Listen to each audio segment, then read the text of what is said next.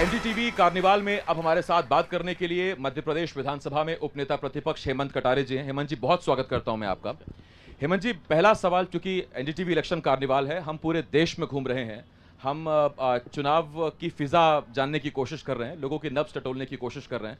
तो मेरा पहला सवाल ये, बीजेपी कहती है अब की बार 400 पार, ये बीजेपी के लिए कितना मुश्किल आपके हिसाब से? कि बीजेपी की जहाँ तक बात की जाए तो बीजेपी तो हो सकता है 800 पार भी कह दे, वो पाकिस्तान बांग्लादेश को भी जोड़ ले कहीं। सिर्फ नारा देना एक मुझे नहीं लगता वो होना चाहिए। ये निर्णय जनता के ऊपर छोड़ना चाहिए, क्योंकि कहीं ना कहीं जब बीजेपी इतने बार बार इस चीज़ को कहती है तो ऐसा लगता है जैसे या तो उन्हें जनता से निर्णय छीन चुका है या उनको पहले ही भविष्य का आभास हो चुका है। जबकि ये निर्णय उनको ये ज़रूर कह सकते हैं कि अब की बार हम चाहते हैं 400 पार करवा के दे जनता से, ये ठीक है, यहाँ पे कम से कम घमंड नहीं झलकता। लेकिन चैलेंज करके कह देना अब की बार 400 पार, तो ये एक चैलेंज है जनता को भी। तो मैं समझता हूँ जनता खुद इस चीज़ को समझे और जनता को ये चीज़ मालूम होनी चाहिए कि देश में इस समय महंगाई, बेरोज़गारी और बाकी चीज़ों का जो बीजेपी ने वायदे किए पिछले 10 वर्षों में क्या आलम है, कितने पूरे हुए, कितने नहीं हुए, उन सब पे विचार और मंथन करने के बाद अपना बहुमूल्य वोट देना चाहिए। तो इसलिए मैं इस नारे को उनके घमंड से जोड़ते हुए जनता के ऊपर निर्णय छोड़ता हूँ। एक सवाल आपसे कटारे होने के नाते मुझे पूछना है, और वो ये है कि विधानसभा के तो नतीजे जो आए सो आए, उसके बाद कांग्रेस ने जो समीकरण बनाने की कोशिश की, उसमें उमंग सिंघार को प्रमोट किया गया, फिर जीतू पटवारी ओबीसी, फिर सत्यदेव कटारे को दिया गया क्योंकि वहां से फिर राजेंद्र शुक्ल आ गए थे। तो वो हेमंत कटारे, तो वहां से मुझे पिताजी याद आए थे आपके, और मेरे ख्याल से मुझे शायद आपको गर्व ही हो रहा होगा उस पर। तो जब राजेंद्र शुक्ल का नाम वहां से आ जाता है कि वहां से ब्राह्मण को आगे बढ़ाया गया, तो फिर हेमंत कटारे को भी आगे बढ़ाइए, आप एक युवा को आगे बढ़ाइए। ये समीकरण कहां आपको फिट बैठते दिखते हैं इस चुनाव में 24 में? मुझे लगता है कांग्रेस ने जो निर्णय लिए हैं इसमें बीजेपी को देख के नहीं लिए। मैं इतनी सी बात से आपसे बस असहमत हूँ। बाकी आपको मेरे स्वर्गीय पिताजी की याद आई मुझसे इंटरव्यू करते हुए, मेरे लिए गर्व की बात है, क्योंकि आज मैं जहाँ भी जिस भी स्थान पर हूँ मैं अपने स्वर्गीय पिताजी के आशीर्वाद से हूँ और आगे भी जो स्थान प्राप्त करूँगा वो भी उन्हीं के आशीर्वाद से करूँगा। रही बात अब उन्होंने राजेंद्र शुक्ल जी को बनाया या अभी मेरे से पूर्व में प्रहलाद पटेल जी भी इंटरव्यू दे रहे थे, किसको क्या पद दिया मैं उस पर तो नहीं टिप्पणी करना चाहूँगा, लेकिन मुझे ऐसा लगता है कि सीनियरों की अनदेखी करी। शिवराज सिंह चौहान साहब के नाम पे चुनाव लड़ा, कहीं ना कहीं उनको दूल्हा बना करके घुमाया, पूरी बारात निकाली, जब विवाह आया तो देखा कि दूल्हा तो कोई और ही निकला, उसके बाद तो धोखा हुआ कहीं ना कहीं। अगर मुख्यमंत्री बदलना था तो पहले ही बता देते कि शिवराज सिंह जी फेस नहीं है, तो जनता फिर अपने हिसाब से वोट देती। अच्छा, एक सवाल, आपने एक बड़ी अच्छी बात कही कि आप अगर आज विधानसभा में हैं और करीब करीब उपनेता प्रतिपक्ष हैं, लेकिन नेता प्रतिपक्ष कटारे साहब थे, तो आपने जो कहा कि आप पिताजी की वजह से हैं, इसी को बीजेपी कहती यही परिवारवाद है कि कटारे जी का लड़का ही क्यों उपनेता प्रतिपक्ष? बिल्कुल बिल्कुल, इसका भी मैं बिल्कुल उत्तर देना चाहूँगा। आरोप लगाने वालों को पहले अपने गिरेबान में भी झांक लेना चाहिए। जब बीजेपी बात कर रही है तो ऊपर से ही शुरू किया जाए। बात करते अमित शाह जी, उनके सुपुत्र की क्या योग्यता थी कि वो क्रिकेट काउंसिल में इतनी टॉप पोस्ट पे बैठे हुए हैं?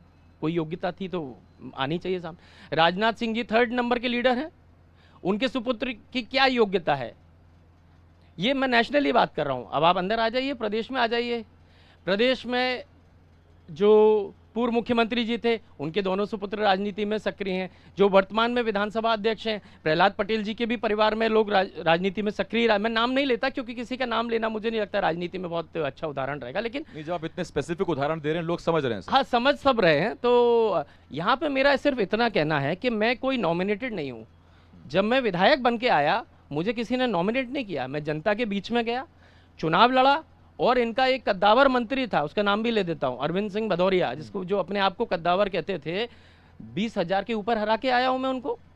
तो अगर मैं 20,000 से ऊपर हरा रहा हूं तो मैं जनता के बीच में डायरेक्ट बैठ के आया ना। ये जनता का आदेश है और जनादेश का पालन अगर कोई नहीं करता, अपमान करता है, तो फिर ये उनकी कमी है। और जब वो खुद वही चीज़ कर रहे हैं तो उनको ये आरोप नहीं लगाना चाहिए, पहले अपने गिरेबान में झांक के देख लेना चाहिए। आपने एक बात कही, आपने कहा कि दूल्हा किसी को बताया, सरकार किसी की बन गई, मुख्यमंत्री कौन बना।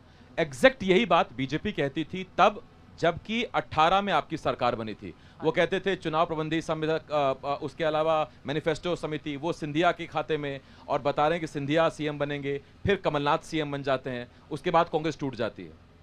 नहीं, ऐसा कभी भी नहीं हुआ था कि सिंधिया जी को फेस डिक्लेयर किया और सिर्फ था। एमपी में नहीं, छत्तीसगढ़ में भी लोग यही कहते हैं कि बताया टीएस सिंह देव को था, बने भूपेश बघेल। जैसा कि आप कह रहे हैं, यहाँ के लिए तो कैंपेन कमेटी के अध्यक्ष उस समय ज्योतिरादित्य सिंधिया जी को बनाया गया था, लेकिन ऐसा नहीं था कि उनको अकेले को पूरे प्रदेश की जिम्मेदारी दी थी। सारे नेताओं के पास, चाहे वो दिग्विजय सिंह जी हों, चाहे वो कमलनाथ जी हों, तीनों को बराबर की जिम्मेदारी दी थी और तीनों को एक एक विभाग बांटा गया था। इसके बाद जब चुनाव के परिणाम आए, तब बाकायदा विधायकों की बैठक ली गई थी। मैं आपको इंटरनल बात बता रहा हूँ, जो हमारे सारे एमएलए से उनसे सबसे ओपिनियन लिया गया, सबसे 1 to 1। मैं तो उस समय था नहीं, एमएलए नहीं था मैं, लेकिन मुझे मालूम है, मेरे मित्र एमएलए बन के गए, सबसे 1 to 1 पूछा गया। केंद्रीय नेतृत्व ने, उनका एक प्रतिनिधि मंडल आया, सबसे पूछा, और जिसके साथ सबसे ज़्यादा संख्या थी, यही मुझे लगता है सबसे लोकतांत्रिक तरीका है किसी को बनाने का, और सबसे ज़्यादा एमएलए जो थे या कार्यकर्ता जो थे वो कमलनाथ जी के पक्ष, सिंधिया जी के समय थे लोग, लेकिन सबसे ज़्यादा कमलनाथ जी के साथ थे, और इसलिए केंद्रीय नेतृत्व में कमलनाथ जी को बढ़ाया। एक आखिरी सवाल मैं पूछूंगा आपसे, मध्य प्रदेश में अब की बार 29 में से कितने, और चूंकि आप खुद ग्वालियर चंबल से आते हैं और वहां की गुना से खुद सिंधिया खड़े हुए हैं, तो ग्वालियर चंबल से कितने? ग्वालियर चंबल से मैं समझता हूँ कि सारी सीटों पे बहुत अच्छी फाइट है, और मैं ऐसा नहीं कि सिर्फ मंच से कह रहा हूँ, ग्वालियर, भिंड, गुना, राजगढ़ पे भी चले जाते हैं, और आगे दिग्विजय सिंह जी चुनाव लड़ रहे हैं, जहाँ ये मैं अपने बेल्ट की बात कर रहा हूँ, तो इन सभी सीटों पे कांग्रेस बहुत मजबूत है आज की तारीख में। मैं ये कह दूं, पांचों की पांचों जीत रही इतनी है, मजबूत तो है कि कांटा इधर कांग्रेस की तरफ आ जाए? बिल्कुल कांग्रेस, कांटा जो है वो थोड़ा सा कांग्रेस की साइड ही झुक रहा है। और मैं ये कह दूं, पांचों जीत रही है, तो ये थोड़ा सा अतिशयोक्ति भी हो सकती है, लेकिन मैं समझता हूँ 5 में से 4 हम जीतने की बिल्कुल कगार पर हैं, और जीतना चाहिए, उस बेल्ट की बात कर रहा हूँ। बहुत धन्यवाद है आपका हेमंत जी, हमारे साथ जुड़ने के लिए, एनडीटीवी इलेक्शन कार्निवाल का हिस्सा बनने के लिए बहुत शुक्रिया सर। बहुत बहुत धन्यवाद आसिफ जी। हमारे साथ उपनेता प्रतिपक्ष मध्य प्रदेश विधानसभा हेमंत कटारे जी जुड़े हुए थे, उनसे हमने बात की सियासी फिजा को लेके, आबो हवा को लेके, और उनका दावा यह है कि कम से कम ग्वालियर चंबल में मजबूत टक्कर कांग्रेस दे रही है बीजेपी को।